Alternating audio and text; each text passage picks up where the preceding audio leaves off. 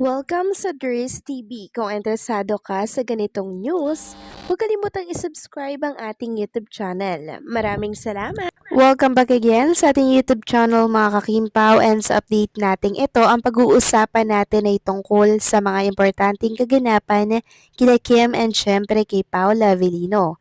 Pero bago po ang lahat, maraming salamat sa inyong patuloy na pagsuporta at pagsubaybay sa mga daily update natin. Kaya naman bilang pasasalamat, narito po ang ilang napili kong komento patungkol ito sa naging previous update. Una komento mula po ito kay Ginang Norma Dayag. Sabi niya, "There is true ka, walang beso-beso na nangyari. Si Eko at Pau lang ang nagbeso.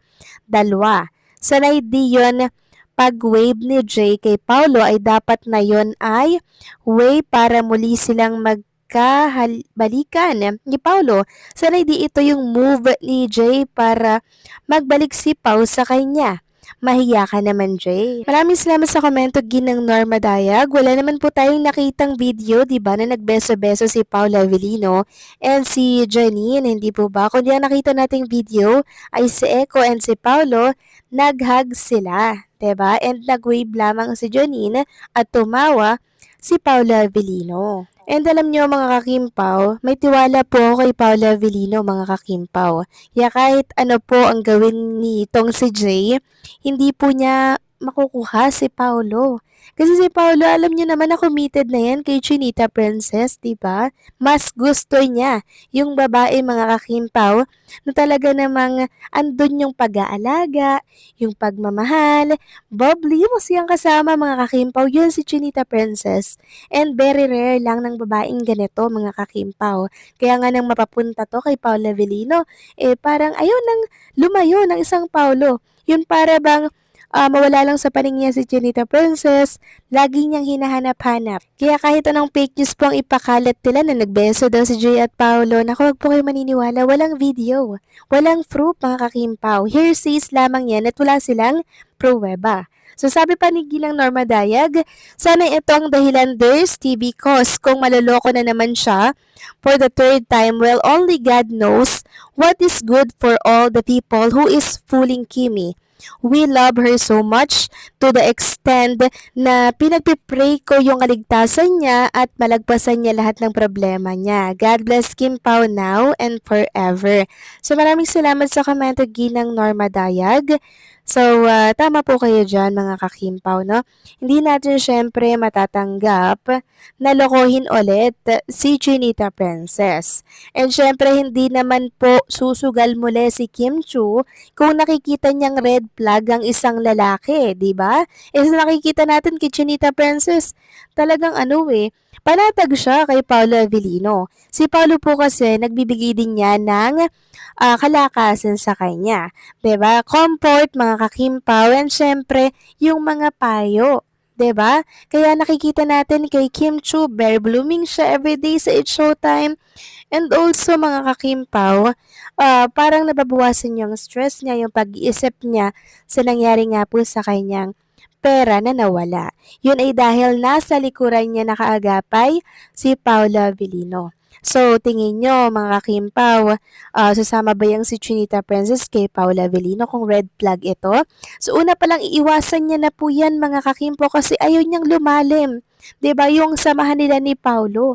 Kung meron siyang nakikitang red flag, pero ngayon ang tagal-tagal na nila mga kakimpaw at until now, ito, going strong si Kim and si Paolo Avellino. Kaya wag tayong mag-isip po ng negative tungkol sa kanilang dalawa. Basta ipag-pray lang natin mga kakimpaw na sila po talaga forever, and also pagtibayin lalo ang kanilang relationship. Wala pong imposible sa mga prayers dahil for sure pag sama-sama tayong magdarasal, diringgin po yan ng Panginoong nasa itaas. So maraming salamat sa komento, Ginang Norma Daya. God bless po and mabuhay kayo. So ito na nga, pag-usapan na natin ang mga balita po na nakalap natin sa gabing ito. Tunahin na nga natin pag-usapan ang tungkol dito sa pinost po ni Paolo Avellino sa kanyang ex kahapon. So ito po mga kakimpaw yung pinost niya. Sabi ni Paolo dito, Imong Mama Blue, #sinulog 2026. So pinagkaguluhan ito sa mundo ng social media at pinag-uusapan sa lahat ng social media platform. So ano ba yung Imong Mama Blue na yan? So ito po ay combine ng Cebuano, Bisaya, 'di ba? Imong Mama, your mother, with English slang meaning either your sad, depressed mother, feeling blue, or in Gen Z slang, your iconic caring mother figure. But the most common internet meaning from TikTok blue person trend is your reliable life. Your reliable life pala. Life-changing person you can always count on. Often someone who appeared when needed most. And si Chinita Princess, mga kakimpaw, ang unang-unang naisip ng mga Kimpaw fans. Tapos hinanap po nila yung picture ni Kim and Paolo Avellino sa Wheeltech. Di ba nakablue sila parehas doon? Ayan mga kakimpaw, ipaplex ko na lamang sa mga screen po ninyo. So meaning si Kim Chiu ang tinutukoy dito na Imong Mama Blue mga kakimpaw or your reliable, life-changing person si Chinita Princess. Kaya kinilig po ang mga Kimpaw fans nang mag-post po si Paolo Avellino ng ganito. Kanya-kanyang hanap sila ng mga meaning, picture nilang dalawa ni Chinita Princess na naka-blue. Si Paolo talaga, no? Para-paraan mga kakimpaw. Samantalang next topic naman tayo, pag-usapan natin mga kakimpaw ang isa pa pong nalaman natin tungkol dito kay Paolo Avellino. May video po kasi akong napanood mga kakimpaw na kung saan nasa parade nga po si Paolo na nakasakay sila dito po sa float, no? So si Paolo, instead na mag-focus po sa mga audience, 'di ba? Napansin niya po itong isang insidente na kung saan ay kumuha po ng kanyang atensyon. At alam niyo ginawa ni Paolo Avellino? Nag-shout siya. Sabi niya, boss, kailangan ng medic. So, may nangailangan kasi mga kakimpaw na ng tulong ng medic. Kaya si Paolo talaga yung naging way para po makuha yung atensyon ng mga medic at tulungan po mga kakimpaw yung taong yun doon po sa Sinulog.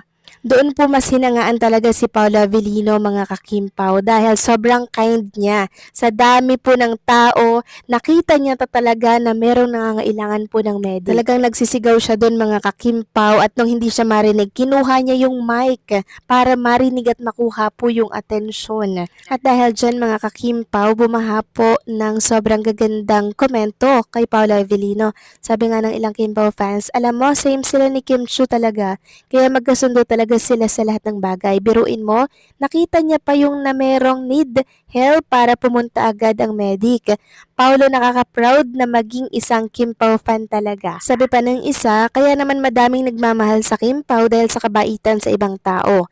Yung hindi ka lang nakasakay sa float, kundi nag-observe ka rin sa kapaligiran mo. Kaya nakita niya yung nangangailangan ng medic. Kaya deserve talaga kayo ipagtanggol sa mga habno sa tabi-tabi. Dahil sabi ng isa pa, Pao, the kindest man that you are, you really can't fake kindness when it's already part of who you are. It's so naturally, effortlessly. Ito yung mga dapat pinapakalat. At hindi daw po dapat yung mga paninira laban kay Paolo Avellino para po ito ay ibagsak. Yes mga kakimpaw, sobrang kind ni Paolo kaya nga po isa yan sa mga dahilan kung bakit love siya ni Chinita Princess. So kayo ba mga kakimpaw, anong mga sasabi niyo dito? Please comment down below and syempre, don't forget to like, share, comment, and subscribe.